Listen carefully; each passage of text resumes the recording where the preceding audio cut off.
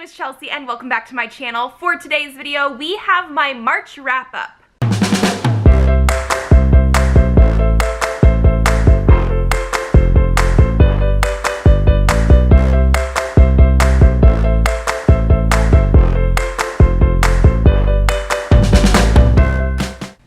The background right here is a little bit different than normal. We're on a different part of my bookshelves, mostly because I'm currently doing an unhaul spring cleaning sort of thing, and I have piles of books everywhere. So I have 8 books to talk to you guys about today. The first of which are going to be the 2 graphic novels for the Umbrella Academy. So I obviously watched the Umbrella Academy show on Netflix. I feel like most people have by now. Absolutely adored it. I really love the characterization of some of the characters and how it's a quirky sort of show, but it still makes sense and it just has really, really good things in it that I just absolutely love, like the themes and the like sort of sci-fi-y fantasy element. I'm just really enamored with it, and we have gotten notification that they are going to be doing season 2 of it. I'm just super excited, but because of that, I obviously had to pick these up.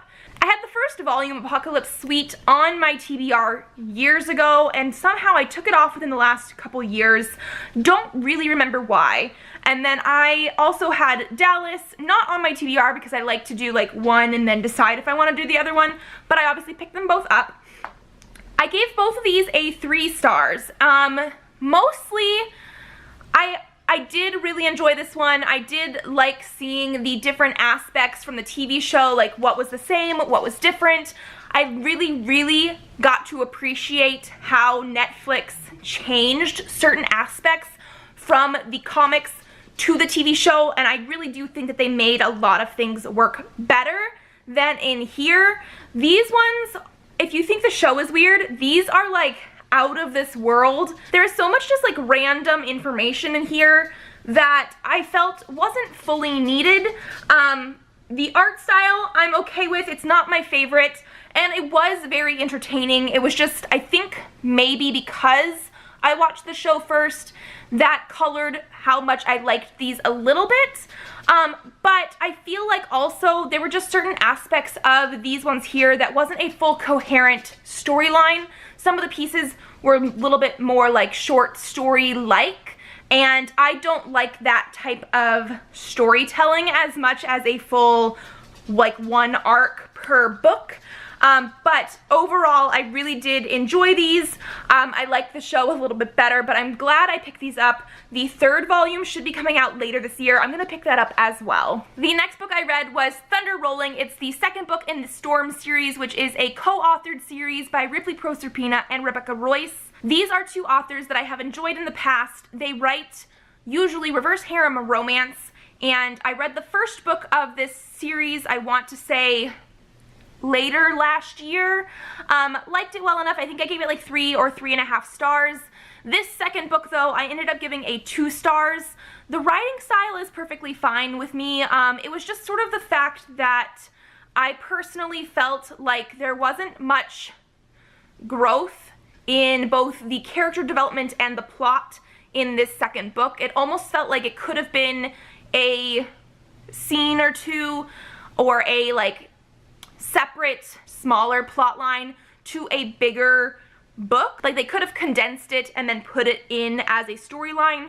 Basically what we have is our main character of Whitney basically getting sick in this book, and there are, you know, mystical type of reasons for it because of the fact that this is a zombie type of romance novel, or it has things that are like zombies because there's also other sci-fi-y elements to it.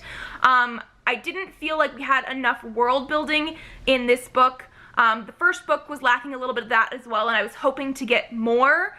But it seemed like the focus was more on the points of views of the different characters and what they were feeling based on our main character falling ill, basically. I felt that took up too much of the book, and so by the time we got to the part where she was, you know, cured, it was like 3/4 of the way through the book. The ending actually ended on a cliffhanger, and I, again, have had this issue with some other books, and I know I've talked about it a little bit on this channel as well. I am perfectly okay with cliffhangers where you have the overarching storyline has basically ended, you get some answers to your overarching plot points, but you, as an author, give the readers more to look forward to. It could either be like something that's considered a cliffhanger or something where you know that the story has not ended yet. This one, though, because I felt like the plot wasn't as important to the overall world, that thing sort of got resolved, but then immediately after that, we had this whole big event that could have been the climax of a story, and then as soon as that was over, it was done and ended. There was no sort of resolution to it because they want you to pick up the third book eventually to read the resolution. And so that was a little bit disappointing for me. I feel like the first book in this series did the cliffhanger aspect better. We had an overarching plot point with our main character and like her dad and her brother and all this world stuff that we were being introduced to, and the overall actiony stuff was resolved. We had a little bit of a cliffhanger at the end, but it was more of like, this is where we want the story to go, please come back and read more. Whereas this one, for this book, I felt was more of a like cut off of the action, cut off of the climax, cut off of the resolution, and it was just a little bit disappointing for me. After that, we moved into the Buzzwordathon for March, which I ended up reading 2 books during that week.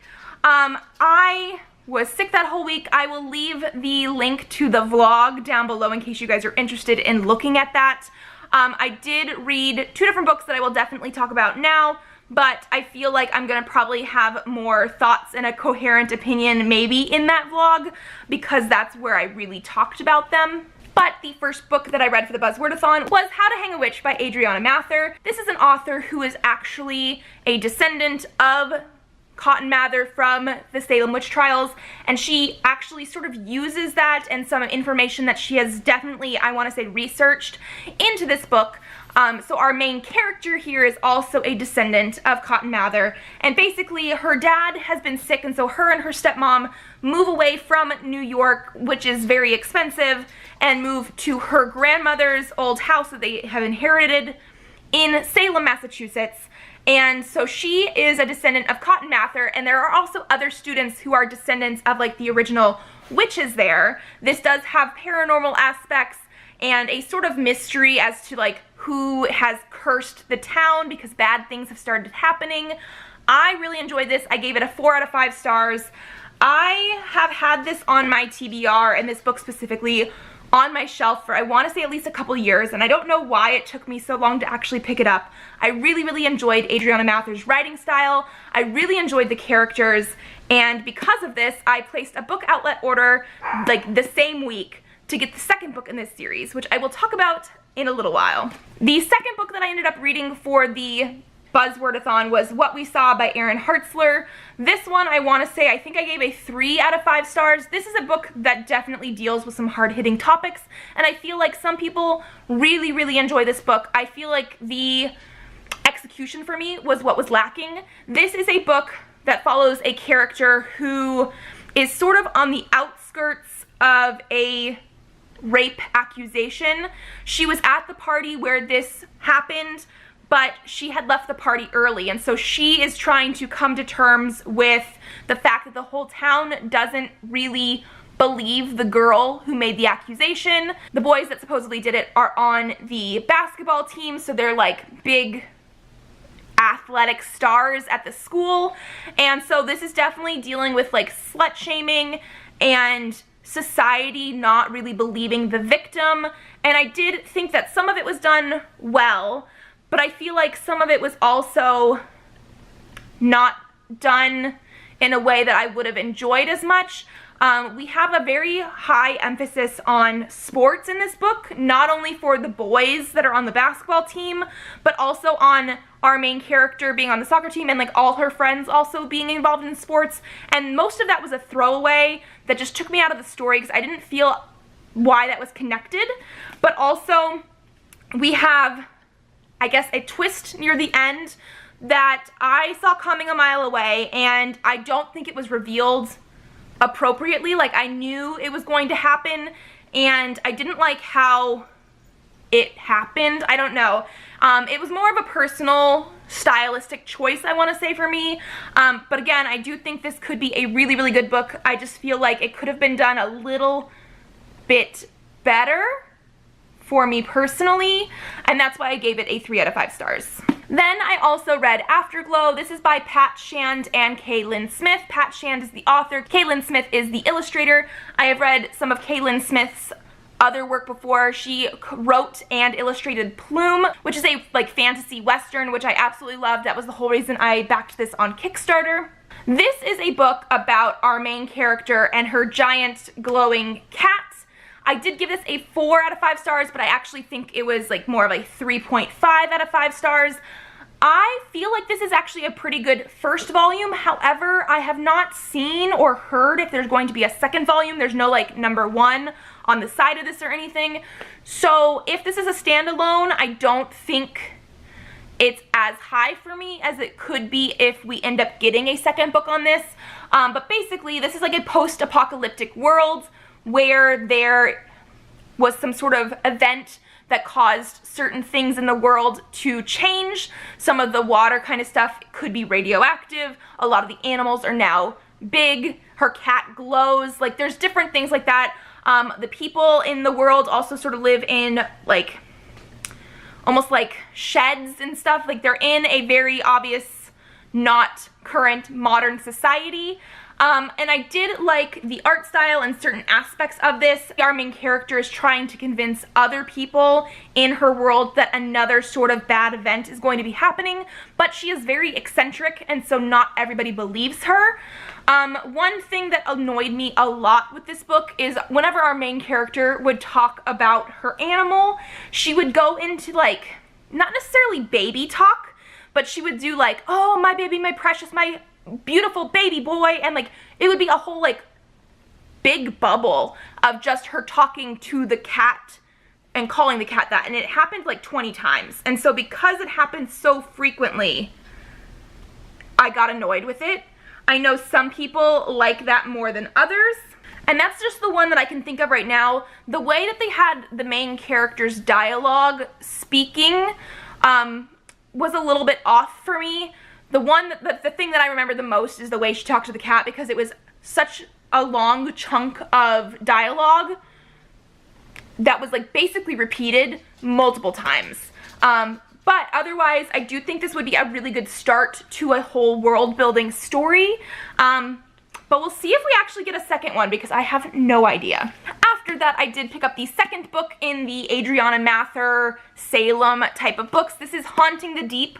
This is, again, in the How to Hang a Witch world. It has the same main character. However, this is dealing with the Titanic. So, not only is our author and main character a descendant of Cotton Mather, she also, for both the author and the character, had an aunt and an uncle, some sort of great aunt or uncle, who was on the Titanic and survived the Titanic. So again, the author did a really good job of research and putting like real life type of things that she must have heard of, stories and different things over her life, into the book. I really appreciated that. I loved that we got to see some of our side characters from the first book in this one more. I wish we had another third book or even more in this series, because I absolutely love the writing style and the world and the characters. Like, I loved being able to see more of the descendants in this book. There was also a couple other characters that I wish we even had more of, because I loved them in the first book and I loved them in this one, but I just really wanted more. But I absolutely love this series. This one, because it's the Titanic, it's a little bit weird even in the, I guess, lore of this one here, but it's basically our main character has started to have dreams about the Titanic, like she's on the Titanic, and it sort of connects to some things that are happening in her real life situation at school. And I, again, really enjoyed this. I thought the reveal for both books, actually, of the who did what was really well done. I did have a hint of who it was in here, mostly just because it was one of the most unrealistic characters to pick. not really unrealistic, but like, we didn't have too much information on the character, and I feel like the author did a good job of putting some red herrings in here, and so I wasn't 100% convinced on who it was, but I did guess it. The reveal was great. I really loved this. I don't remember if I said, but I gave it 4 out of 5 stars as well. And then, because I wanted to read more by this author, I also picked up Killing November by Adriana Mather. This one I actually did not even talk about in my March book haul because I bought it like 2 days after I filmed that video, because this one came out the very last week of March on a Tuesday, and I think I picked it up like that Friday. But this is a new series by Adriana Mather. Our main character's name is November, and she has been living with her father in a small town for like her entire life. And so one day something ends up happening to her aunt or something. Her father ends up having to like go help, and because of that he decides to entrust her to a boarding school. Little does she know that this boarding school is not exactly what she was expecting. All the students are very quiet and in their own head, and they have more of a focus on like knife skills and poison and deception than any other normal school. So what ends up happening is there is a murder one day, and somebody is trying to pin it on November, so she needs to try to figure out who killed the person, or she might be the next person killed. So this was sort of like a murder mystery sort of book. I don't know how to even describe it. It was so good. Again, I gave it 4 out of 5 stars. I think this was a fantastic first novel in a series. I am super excited to see where it's going to be going next. But again, I loved how the author did their like cliffhanger in this, because we had an entire good-sized book of the whole murder mystery, whodunit. This girl is learning this world, and we're learning right along with her. Like, it is very mysterious as to what exactly is going on. So if she doesn't know something, we don't know something. If she does know something, we finally find it out with her. I really enjoyed how the author wrote this world and this story, and we had a whole overarching plot that had a conclusion, but it obviously left it open for more books in the series. And I'm just very excited to read it because we had such a great first book in this series. I think Adriana Mather is one of my new favorite authors, and I can't wait to see what else she does. So those were all the books that I read in March. I hope you guys enjoyed this video. If you did, give it a thumbs up to let me know. Leave me a comment down below letting me know if you've read any of these books. I would love to hear what your guys' opinions were. Subscribe to this channel if you would like to see more videos. I do have videos up Mondays and Thursdays, so I will see you then. Bye!